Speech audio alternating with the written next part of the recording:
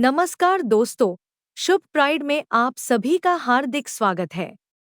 आज हम communication skills by S McLeod नामक पुस्तक पर चर्चा करने जा रहे हैं। मानव जीवन में संवाद एक ऐसा अनिवार्य पहलू है जो लगभग हर क्षण सक्रिय रहता है। चाहे हम मित्रों से बातचीत कर रहे हों, किसी शिक्षक से प्रश्न पूछ रहे हों या परिवारजनों के साथ विचारों का आदान प्रदान कर रहे हों, संचार अपनी महत्वपूर्ण भूमिका निभाता है। परंतु संचार केवल बोलने का नाम नहीं है। यह एक द्विपक्षीय प्रक्रिया है जिसमें भाषण, स्पीकिंग और श्रवण, लिसनिंग दोनों का समान महत्व है। स्कॉट मैक्लाउड ने संचार को अत्यंत सरल और सार्थक ढंग से परिभाषित किया है। उनका मानना है कि संवाद का आरंभ स्पष्टता, क्लैरिटी, एकाग्रता, अटेंटिवनेस और भावनात्मक बुद्धिमत्ता, इमोशनल इंटेलिजेंस से होता है। जब हम किसी से बात करते हैं तो हमारा मुख्य उद्देश्य होता है कि सामने वाला व्यक्ति हमारी बात को सरलता से समझ सके। इसके लिए स्पष्टता अत्यंत आवश्यक है। स्पष्टता का अर्थ है कि हम जो कुछ भी बोले वह साफ, सीधा और भ्रम रहित हो। यदि हम बातों को बहुत घुमा फिरा कर कहेंगे या अत्यधिक क्लिष्ट शब्दों का प्रयोग करेंगे तो सामने वाला भ्रमित हो सकता है। इसलिए सरल और सुबोध भाषा सर्वाधिक प्रभावी होती है। अब हम एकाग्रता की बात करते हैं। यह एक ऐसा कौशल है जिसे अधिकांश लोग अनदेखा कर देते हैं, परंतु संचार को सशक्त बनाने के लिए एकाग्रता अत्यंत महत्वपूर्ण है। जब हम एकाग्रचित्त होकर सुनते हैं, तब हम न केवल शब्दों को ग्रहण करते हैं, बल्कि उस व्यक्ति के भावों और इरादों को भी समझ पाते हैं। कल्पना कीजिए कि कोई आपके साथ अपने दिल का हाल साझा कर रहा है, परंतु आप अपने फोन में व्यस्त हैं। उस समय आप शारीरिक रूप से तो वहां उपस्थित हैं, परंतु मानसिक रूप से अनुपस्थित हैं। ऐसी स्थिति में सामने वाले को लगेगा कि उसकी बातों का कोई मूल्य नहीं है, और फिर चाहे आप बाद में कुछ भी कहें, उसका कोई अर्थ नहीं रहेगा। इसलिए एकाग्रता अर्थात पूर्णतः उपस्थित रहना, यह संचार का एक सुदृढ़ स्तंभ है। भावनात्मक बुद्धिमत्ता भी संचार को एक नए स्तर पर ले जाती है। भावनात्मक बुद्धिमत्ता का अर्थ है अपने और दूसरों के संवेगों को समझना, नियंत्रित करना और सही तरीके से व्यक्त करना। जब हम भावनात्मक रूप से बुद्धिमान होते हैं, तो हम यह समझ पाते हैं कि किस समय क्या कहना है और कैसे कहना है। यदि सामने वाला व्यक्ति किसी परेशानी में है, तो हम उसे और अधिक आहत करने वाले शब्दों से बचते हैं। हम अपनी बातों को थोड़ी संवेदनशीलता के साथ प्रस्तुत करते हैं। इससे विश्वास का निर्माण होता है और वार्तालाप अधिक सार्थक बनती है। संचार में केवल शब्दों की ही नहीं, शारीरिक भाषा, बॉडी लैंग्वेज, स्वर, टोन और अभिव्यक्ति, एक्सप्रेशंस की भी बहुत बड़ी भूमिका होती है। कई बार हम कुछ कहते नहीं हैं, परंतु हमारा चेहरा या स्वर सब कुछ बता देता है। यदि आप किसी को "मैं तुम्हारे लिए खुश हूं" कहें, परंतु आपका चेहरा अप्रसन्न दिखे, तो सामने वाला आपके शब्दों पर नहीं, आपकी शारीरिक भाषा पर भरोसा करेगा। इसलिए प्रभावी संचार में यह आवश्यक है कि जो हम बोलें, वही हमारे भावों और स्वर से भी परिलक्षित हो। अब थोड़ा सोचिए, जब आप किसी से बात करते हैं, तो क्या आप केवल बोलते हैं या सुनते भी हैं? बहुत बार लोग संचार को एकतरफा प्रक्रिया समझ लेते हैं। वे बस अपनी बात रखना चाहते हैं, सामने वाले की बातों को सुनना नहीं चाहते। परंतु संचार तब तक अधूरा रहता है जब तक उसमें उचित श्रवण न हो। और श्रवण का अर्थ केवल कानों से सुनना नहीं, हृदय से सुनना होता है। जब हम किसी की बातों को ध्यानपूर्वक सुनते हैं, तब हम न केवल उनके शब्दों को समझते हैं, बल्कि उनके संवेगों और इरादों को भी अनुभव कर पाते हैं। इसे सहानुभूति एम्पैथी कहते हैं। और सहानुभूति संचार को बहुत गहरा और प्रामाणिक बना देती है। एक अच्छी बातचीत वही होती है जहां दोनों पक्ष एक दूसरे को बोलने और समझने के लिए अवसर देते हैं। जब एक व्यक्ति बोल रहा होता है तो दूसरा धैर्यपूर्वक सुन रहा होता है और फिर भूमिकाएं बदलती हैं। यही संतुलन संचार को शक्तिशाली बनाता है। कई बार लोग केवल उत्तर देने के लिए सुनते हैं, समझने के लिए नहीं। मतलब, सामने वाला कुछ कह रहा है और हम अपने मस्तिष्क में पहले से ही जवाब बना रहे होते हैं। ऐसे में हम असली अर्थ को छोड़ देते हैं। इसलिए मैक्लाउड इस बात पर बल देते हैं कि समझने के लिए सुनो, न कि केवल जवाब देने के लिए। संचार का एक और महत्वपूर्ण हिस्सा है प्रतिपुष्टि, फीडबैक। जब हम किसी से बात करते हैं तो हमें यह भी देखना चाहिए कि हमारी बातों का क्या प्रभाव हुआ है। क्या सामने वाला हमारी बात से प्रसन्न है, भ्रमित है या परेशान है?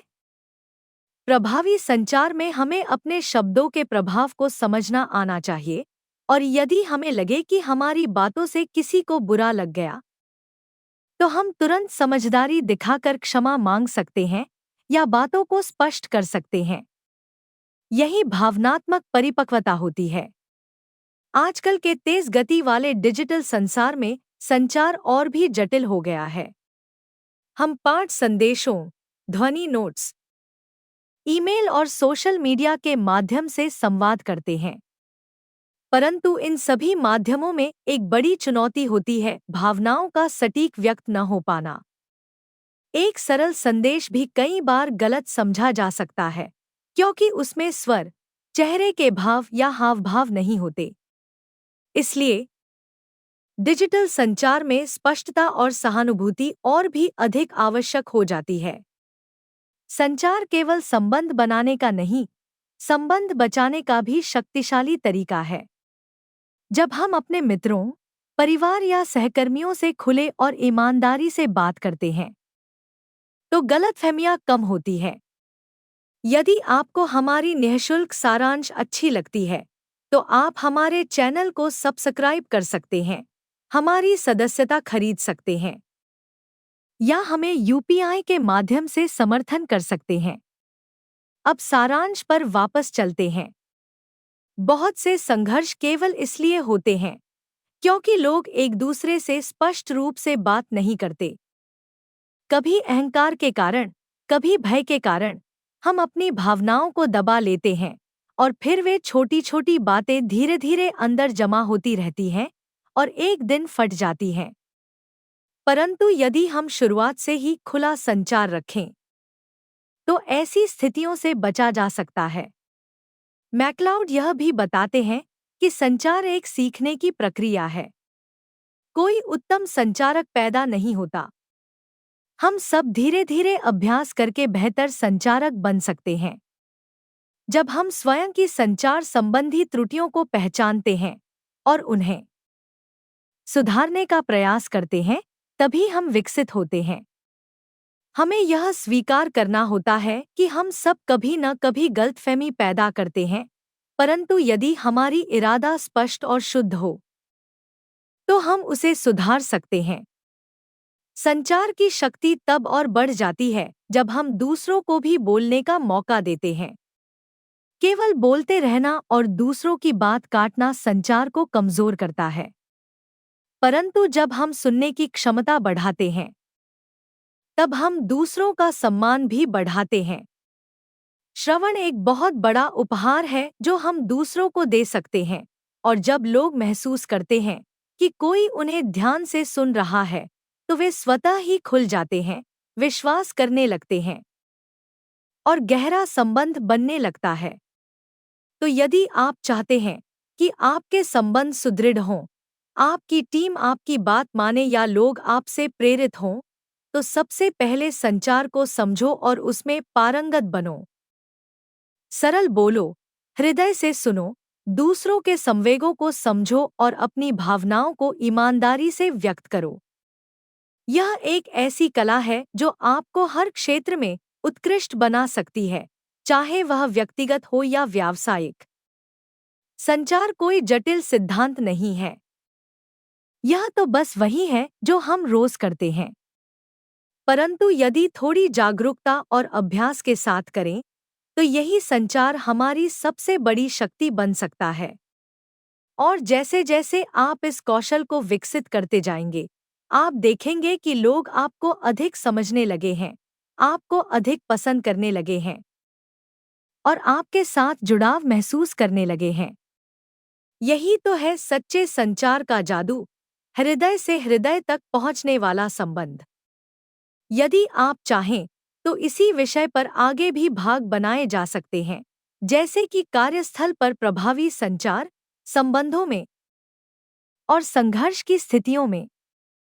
बस बताना, अक्सर जब हम संचार की बात करते हैं तो सबसे पहले हमारे दिमाग में आता है बोलना यानी स्पीकिंग।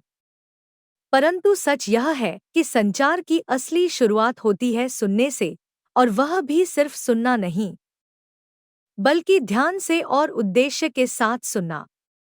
उद्देश्यपूर्ण श्रवण, लिसनिंग विद पर्पस, का मतलब होता है सामने वाले की बात को समझने की कोशिश करना, सिर्फ सुन लेने के लिए नहीं बल्कि जुड़ने के लिए सुनना। जब हम वास्तविक रूप से किसी की बात सुनते हैं, तो वह इंसान खुद को मूल्यवान महसूस करता है और वहीं से शुरू होता है एक गहरा और सार्थक संबंध। श्रवण कोई निष्क्रिय चीज नहीं है, यह एक सक्रिय प्रक्रिया है। इसे कहते हैं सक्रिय श्रवण, एक्टिव लिसनिंग। सक्रिय श्रवण का मतलब है कि जब कोई बात कर रहा हो तो हम पूरी एकाग्रता के साथ उसकी बातों को अवशोषित करें। इस दौरान हमारा मस्तिष्क कहीं और न भटके, हम फोन पर स्क्रॉल न कर रहे हों या बस अगले जवाब की योजना न बना रहे हों। कई बार लोग सुनते तो हैं, लेकिन सिर्फ इसलिए ताकि जैसे ही सामने वाला चुप हो, वे तुरंत बोलना शुरू कर सकें। यह संचार नहीं है, यह बस एक बारी लेने वाला खेल बन जाती है। लेकिन जब हम उद्देश्य के साथ सुनते हैं, तब हम सामने वाले की भावनाओं, विचारों और अनुभवों को गहराई से समझने की कोशिश करते हैं। सुनना एक कला है, और यह कला तब निखरती है जब हम उसमें सहानुभूति और धैर्य डालते हैं।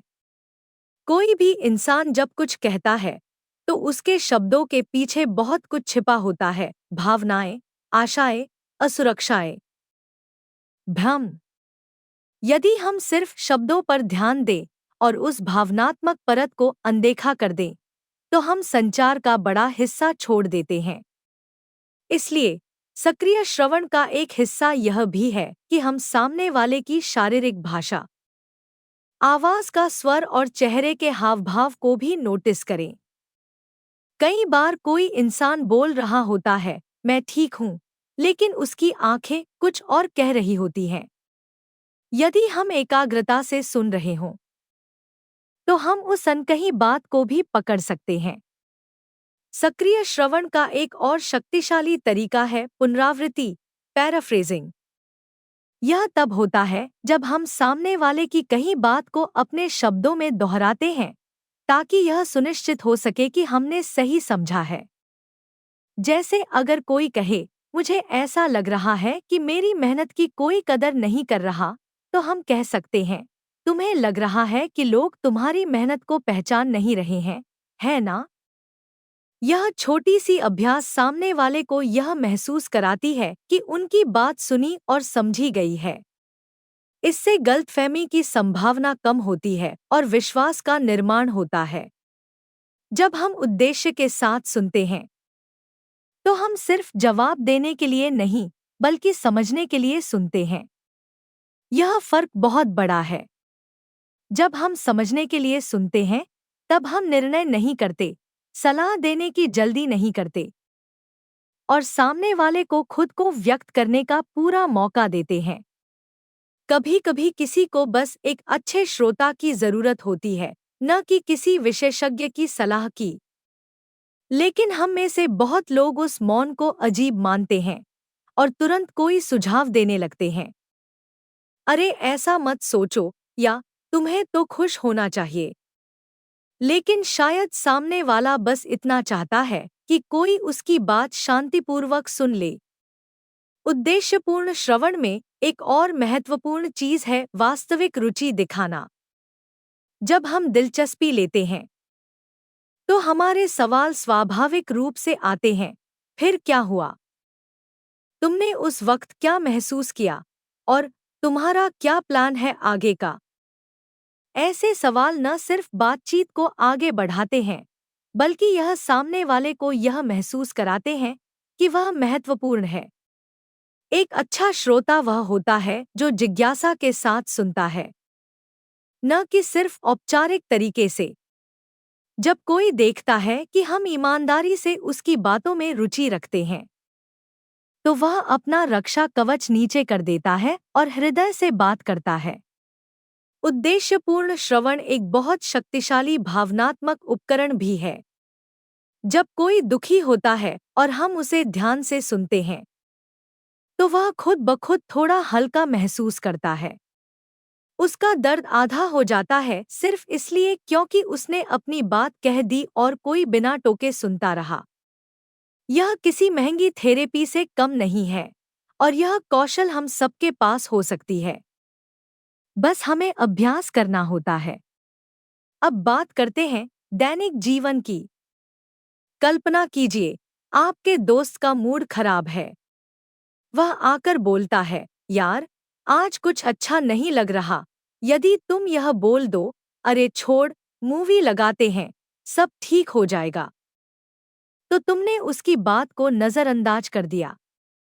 लेकिन अगर तुम थोड़ी देर उसे बात करने दो, उसकी बातों में रुचि दिखाओ, फिर धीरे धीरे उसका साथ दो, तो शायद वह खुद ही ठीक महसूस करने लगे। कई बार उपस्थिति और एकाग्रचित्त श्रवण ही सबसे बड़ी मदद होती है।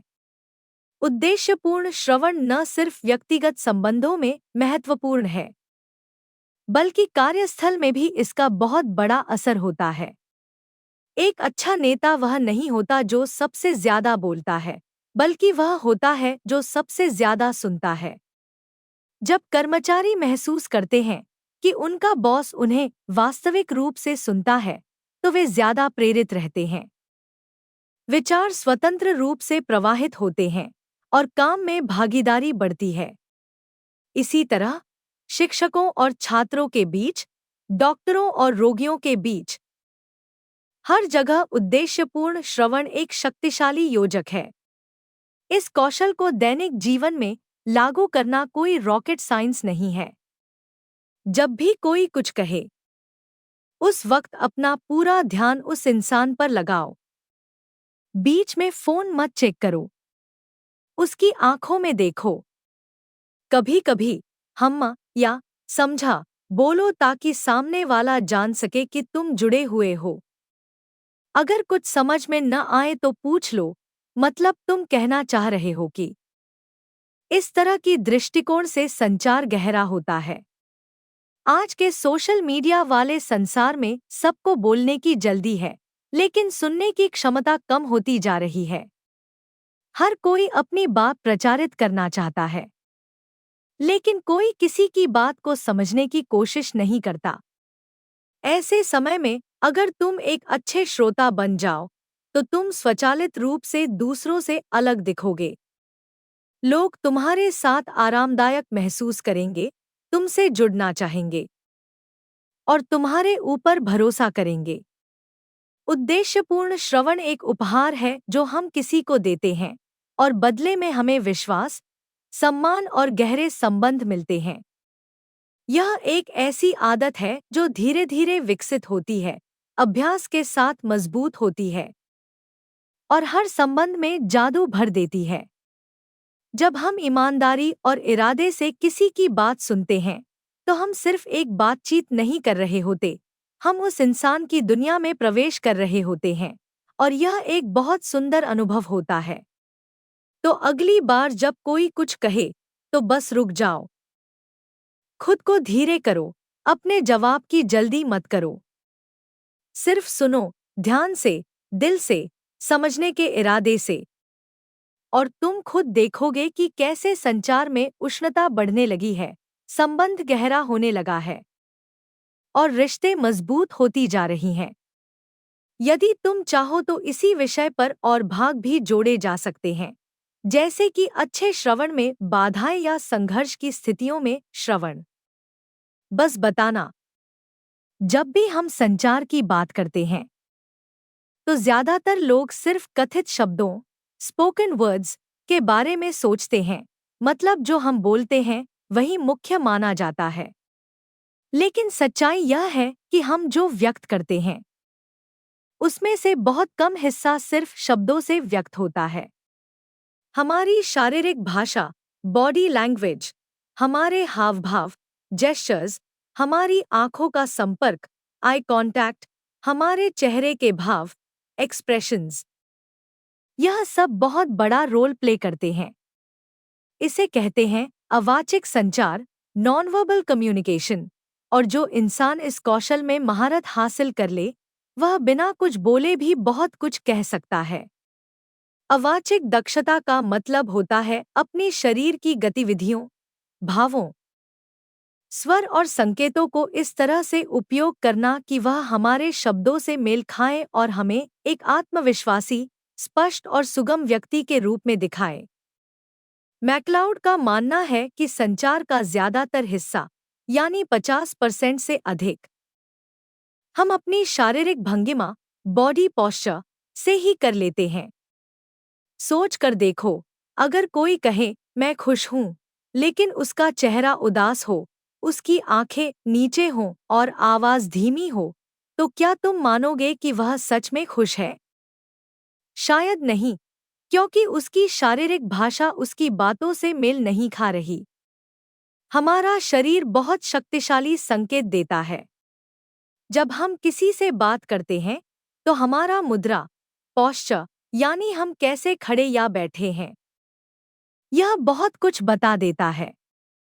अगर हम सीधे और आरामदायक मुद्रा में हैं, कंधे पीछे की ओर हैं, छाती खुली है, तो सामने वाला हमें आत्मविश्वासी और विश्वसनीय समझेगा।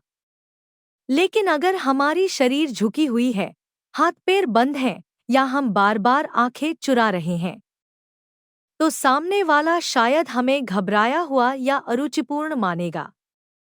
आंखों का संपर्क भी संचार में बहुत बड़ा कारक होता है। जब हम किसी से बात करते वक्त उसकी आंखों में देखते हैं, तो हम उसे सम्मान देते हैं और यह दिखाते हैं कि हम ध्यान दे रहे हैं। आंखों के संपर्क से विश्वास का निर्माण होता है। लेकिन अगर कोई बार बार नजरें चुरा रहा है, तो ऐसा लग सकता है कि वह कुछ छिपा रहा है या सच नहीं बोल रहा।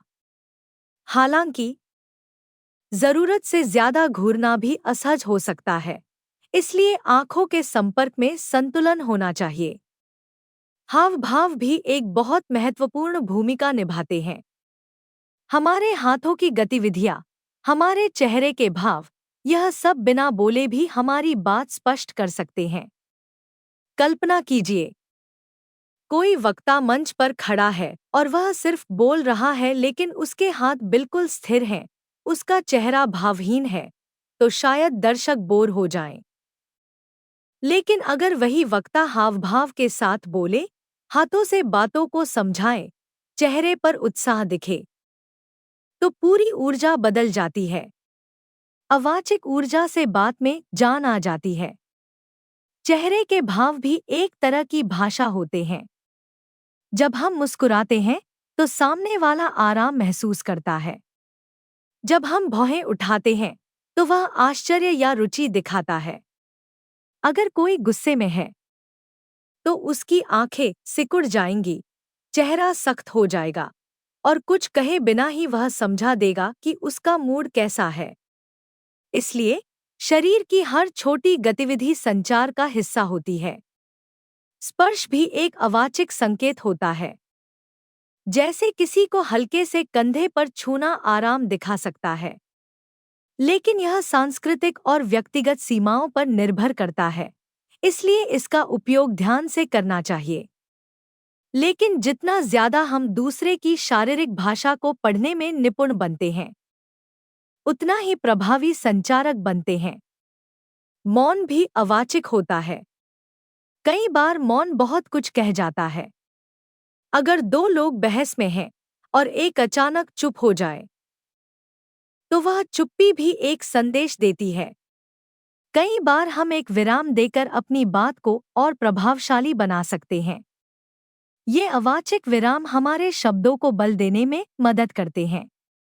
अब सोचो, एक साक्षात्कारकर्ता के सामने बैठा उम्मीदवार अगर बार बार अपने हाथ मल रहा है, पैर हिला रहा है, नजरें चुरा रहा है, तो साक्षात्कारकर्ता उसे घबराया हुआ मानेगा, भले ही उसके उत्तर कितने भी अच्छे क्यों न हों। वहीं अगर कोई उम्मीदवार आराम से बैठा है, मुस्कान के साथ आंखों का संपर्क बना रहा है, तो साक्षात्कारकर्ता को लगेगा कि यह आत्मविश्वासी और तैयार है। इसलिए शारीरिक भाषा कभी छिपती नहीं है, वह सब कुछ बता देती है। अवाचिक संकेत तब और शक्तिशाली हो जाते हैं जब वे हमारे शब्दों के साथ संरेखित होते हैं। मतलब जब हम जो कह रहे हैं और जो दिखा रहे हैं, वह दोनों एक ही बात कहें। अगर कोई बोल रहा है, मुझे बहुत खुशी हुई, लेकिन चेहरा गंभीर है, आवाज एक लहरी, मोनोटोन है, तो उस पर संदेह होना सामान्य है। लेकिन अगर वही इंसान उत्साह के साथ खुली शारीरिक भाषा में बोले, तो बात दिल तक पहुंचती है। अवाचिक दक्षता सिर्फ दूसरों को प्रभावित करने के लिए नहीं है, यह खुद की आत्मजागरूकता बढ़ाने के लिए भी जरूरी है। जब हम अपनी शारीरिक भाषा पर ध्यान देना शुरू करते हैं, तो हम खुद को बेहतर समझने लगते हैं। हम जान पाते हैं कि किस स्थिति में हम घबरा जाते हैं, किस भावना में हमारा शरीर कैसे प्रतिक्रिया करता है, और तब हम उसे सुधारना सीखते हैं। इसमें एक और स्तर आता है, दूसरों की शारीरिक भाषा को अवलोकन करना। जब हम दूसरों की गतिविधियों, भावों और मुद्रा को ध्यान से देखते हैं, तो हम उनके संवेगों को समझ सकते हैं, चाहे वे कुछ बोलें या न बोलें। यह कौशल संबंधों को बेहतर बनाने में बहुत काम आती है, चाहे वह व्यक्तिगत हो या व्यावसायिक। अब व्यावहारिक जीवन की बात करें। एक शिक्षक जो बच्चों से खुले और आरामदायक तरीके से बात करता है, हाव भाव का उपयोग करता है, उनकी आंखों में देखता है, वह बच्चों के बीच ज्यादा लोकप्रिय होगा। वहीं एक शिक्षक जो कक्षा में डराता है, बिना भाव के बोलता है, छात्रों से आंखों का संपर्क नहीं करता, उसकी बातों में प्रभाव कम होगा। इसी तरह एक डॉक्टर अगर मरीज को शांत देखे, उसकी बात ध्यान से सुने, मुस्कुराए, तो मरीज को आराम मिलेगा। लेकिन अगर वह जल्दबाजी में हो, बिना देखे नुस्खा थमा दे, तो मरीज अनसुना और विरक्त महसूस करेगा। अवाचिक दक्षता का मतलब सिर्फ अच्छे दिखना नहीं है, इसका मतलब है प्रामाणिक और आत्मविश्वासी महसूस कराना। यह तब आता है जब हम अपने अंदर की भावनाओं को समझें और उन्हें प्रभावी ढंग से व्यक्त करना सीखें। अगर हम चिंतित हैं, तो गहरी सांस लेने, मुद्रा ठीक करने और मुस्कान से हम खुद को संतुलित कर सकते हैं। आज के डिजिटल युग में जहां ज्यादातर संचार फोन या टेक्स्ट पर होती है, वहां आमने सामने के संचार का महत्व और बढ़ जाता है, क्योंकि टेक्स्ट में हम सिर्फ शब्द देख सकते हैं, भावना नहीं। लेकिन जब हम किसी से वास्तविक रूप में मिलते हैं, तो हम पूरी व्यक्तित्व का अनुभव करते हैं, उसकी शारीरिक भाषा, स्वर, आंखें, मुस्कान, सब कुछ। और वहीं से वास्तविक संबंध बनता है। मैक्लाउड इस बात पर जोर देते हैं कि जो इंसान अपने अवाचिक संकेतों को पहचान लेता है और उन्हें नियंत्रित करना सीख जाता है, वह संचार में विशेषज्ञ बन जाता है। उसकी बातों में वजन होता है, उसकी उपस्थिति महसूस होती है, और लोग स्वाभाविक रूप से उसकी ओर आकर्षित होते हैं। तो अगर तुम चाहते हो कि लोग तुम्हारी बात को गंभीरता से लें, तुम्हें याद रखें और तुम पर विश्वास करें, तो सिर्फ शब्दों पर काम मत करो। अपनी शारीरिक भाषा, मुद्रा, आंखों का संपर्क, चेहरे के भाव, इन पर भी ध्यान दो। अभ्यास करो, दर्पण के सामने खुद से बात करो। प्रस्तुति देते समय वीडियो रिकॉर्ड करो। दूसरों को देखो और अपने तरीकों को समझो। संचार सिर्फ शब्दों का खेल नहीं है, यह पूरे शरीर और मन का समन्वय है। जब हम शरीर और शब्दों को एक टीम की तरह चलाते हैं, तभी हमारी बातों में वह जादू आता है जो दिल को छूता है। और यही है अवाचिक दक्षता, बिना कहे बहुत कुछ कह जाने की कला। जब भी हम किसी से बात करते हैं, तो हमारा तरीका उस संदेश से कहीं ज्यादा महत्वपूर्ण हो जाता है जो हम देना चाहते हैं। मतलब अगर हमारी बात स्पष्ट नहीं है, हमारी आवाज डगमगा रही है या हम बार बार लाइक, मतलब जैसे पूरक शब्दों फिलर वर्ड्स का उपयोग कर रहे हैं, तो सामने वाला हमारे शब्दों पर कम और हमारी हिचकिचाहट पर ज्यादा ध्यान देगा। इसीलिए मैक्लाउड की किताब में खासकर इस बात पर फोकस किया गया है कि हम कैसे स्पष्टता और आत्मविश्वास के साथ बोलना सीख सकते हैं। स्पष्ट और आत्मविश्वासी बोलना कोई एक दिन में नहीं आता। यह एक प्रक्रिया है जो धीरे धीरे अभ्यास करने से विकसित होती है। सबसे पहला कदम है अपने अंदर की संकोच को पकड़ना और उसे दूर करना। अक्सर हम सार्वजनिक रूप से बोलने से डरते हैं क्योंकि हमें लगता है कि हमारी अंग्रेजी उत्तम नहीं है, या हम बीच में अटक जाएंगे, या सामने वाला आकलन करेगा। लेकिन संचार की दुनिया में आत्मविश्वास का मतलब यह नहीं कि तुम त्रुटिहीन बोलो। इसका मतलब है कि तुम जो भी बोलो उसे विश्वास करो। अधिकारपूर्वक बोलने, असर्टिव स्पीकिंग, का मतलब होता है अपनी बात आदरपूर्वक और आत्मविश्वास से रखना, बिना किसी को दबाए और बिना खुद दबे। जब हम अपनी बात में बार बार मतलब जैसे निश्चितता की कमी वाले पूरक शब्द डालते हैं, तो हमारी बात कमजोर लगती है। ये शब्द अक्सर तब आते हैं जब हम सोचते हुए बोलते हैं या घबराए होते हैं। लेकिन अगर हम विराम लेना सीख जाएं, तो उस अंतराल को पूरक शब्दों से भरने की जरूरत ही नहीं पड़ेगी। मौन, जब सही तरीके से उपयोग हो, तो वह भी एक शक्तिशाली उपकरण बन जाता है। मैक्लाउड कहते हैं कि प्रभावी संचार में संक्षिप्तता, कंसाइसनेस, यानी बात को छोटा और स्पष्ट रखना बहुत जरूरी है।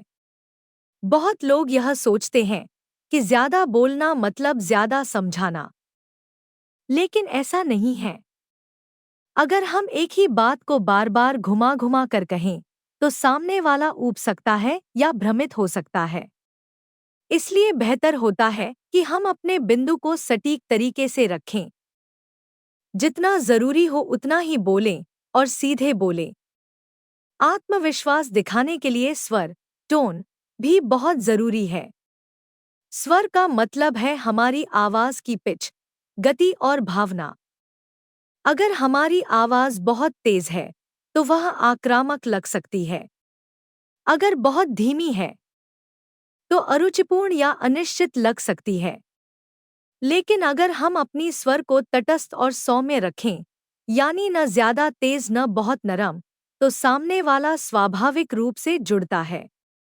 जैसे हम किसी मित्र से अनौपचारिक रूप से और आरामदायक तरीके से बात करते हैं, वैसी ही स्वर लोगों को आराम देती है।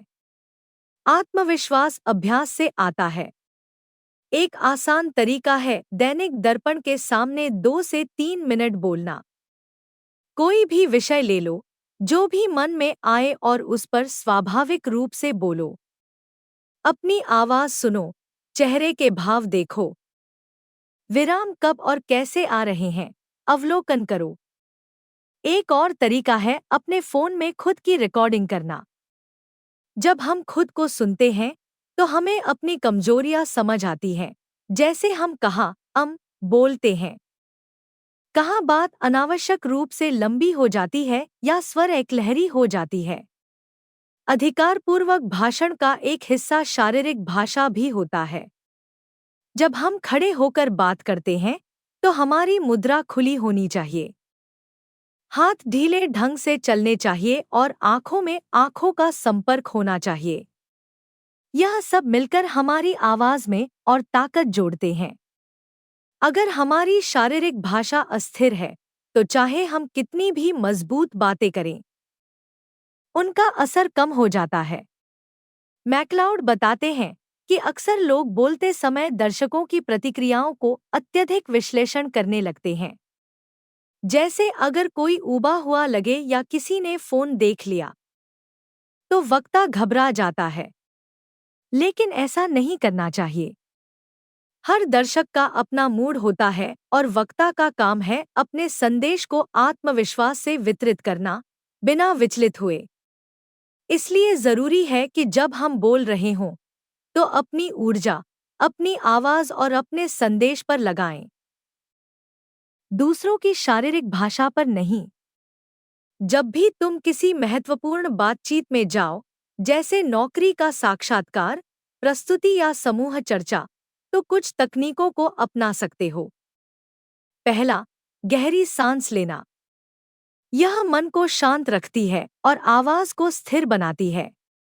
दूसरा, धीरे बोलना। जल्दी जल्दी बोलने से संदेश अस्पष्ट हो सकता है और तुम चिंतित लग सकते हो। तीसरा, विराम। एक विचार से दूसरे विचार के बीच 2 से 3 सेकंड का विराम लेना न सिर्फ तुमको सांस लेने का समय देता है, बल्कि सामने वाले को भी प्रक्रिया करने का मौका देता है। अधिकारपूर्वकता का मतलब रूढ़ होना नहीं होता।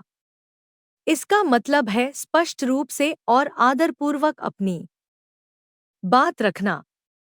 जैसे अगर कोई तुम्हारी बात काट रहा है, तो तुम विनम्रता से कह सकते हो, मुझे बस यह बिंदु पूरा करना है, फिर मैं आपको सुनूंगा।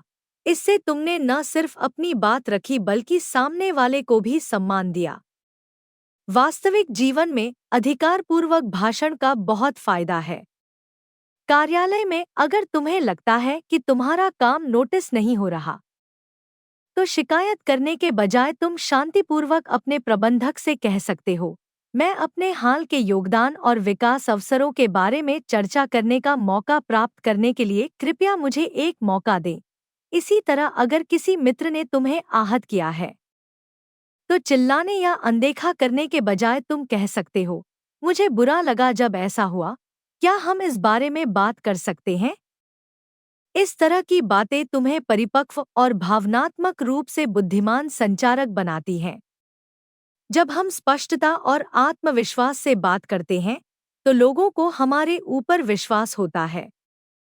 चाहे तुम शिक्षक हो, छात्र हो, उद्यमी हो या किसी भी क्षेत्र में हो, यह कौशल तुम्हें हर जगह आगे ले जाएगी, क्योंकि आज की दुनिया में विचार तो सबके पास हैं, लेकिन जो उन्हें आत्मविश्वास से व्यक्त कर पाते हैं, वही लोग ध्यान आकर्षित करते हैं। आत्मविश्वासी बोलना सिर्फ बाहरी छाप के लिए नहीं है। यह आत्मविश्वास का एक प्रकटीकरण होता है।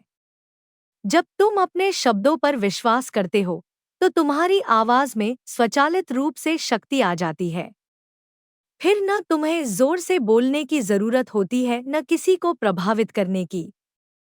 बस तुम्हारी प्रामाणिकता खुद ही लोगों को छूती है।